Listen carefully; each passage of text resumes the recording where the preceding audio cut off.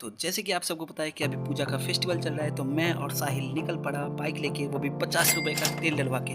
तो हम लोग सोचे कि कहीं ना एक ब्लॉग बना ही लेते हैं, क्योंकि इससे पहले तो हम लोगों ने ब्लॉग कभी बनाया नहीं था। तो चलिए आगे ब्लॉग में देखते हैं क्या होता है। तो हम लोग रास्ते पे जा ही रहे थे, फिर हमें दिखे लड़कियाँ, अरे नहीं नहीं, बहुत सारी लड़कियाँ जो कि मुंह में 2 किलो का आटा गूंद के घूम रहे थे। तो हम लोग वहाँ से कल्टी मार लिए, फिर हम लोग जा रहे थे रोड पे, सीधे सीधे जाते जाते हम लोग को दिखा एक तालाब, नहीं रोड के पास वाला तालाब नहीं, रोड के बीच में तालाब, जो कि ये है। फिर थोड़ी ही दूर और जाने के बाद हमें दिखा और एक तालाब। रोड के बीच में इतने सारे गड्ढे और तालाब देखने के बाद साहिल का दिमाग थोड़ा सा सटिया गया और वो थोड़ा सा रफ चलाने, फिर भी वो बहुत ही रफ चला रहा था। फिर थोड़ी दूर बाद जाने के बाद हमें फिर से और एक तालाब दिखा, और फिर कुछ ही दूर जाने के बाद कई सारे गड्ढे पार करने के बाद हमें दिखा मुर्शिदाबाद सेंटर का अलीगढ़ यूनिवर्सिटी, जो कि आयरन में बहुत ही ज़्यादा फेमस है। फिर और थोड़ा सा दूर जाने के बाद साहिल को दिखा एक दुकान, और वो मांगने लगा मुझसे किटकैट का ट्रीट, क्योंकि वो मुझे घुमा रहा था। फिर वो उधर बाइक घुमाया,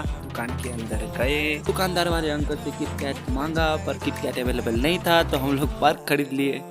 ये साहिल फाड़ने के बाद खुद तो खाने लगा, पर मुझे दिया नहीं, तो मैं भी मांगने लगा। हमें भी थोड़ा सा दे दो। अकेले ही खाओगे क्या? तो पानी में निकल लिए।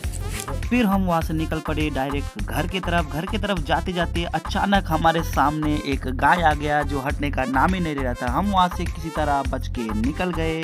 फिर हम स्टेशन पार करने के बाद घर की तरफ जा ही रहे थे कि हमें दिखा ये कि पूजा का टाइम है अभी, और इलेक्शन भी पास है, इसलिए दिखावा ही कर रहे हैं, पर काम तो कर रहे हैं ना। तो काम चल रहा था, यानी कि जो गड्ढे देखे हमने या फिर जो तालाब देखे वो ठीक होने वाला था। फिर सामने जाते जाते पता नहीं मुझे क्यों एक झंडा दिखा, मैं उसमें जूम मारने लगा, और एक भैया मुझे हाथ दिखा रहे थे और मुझे दिखा ही नहीं।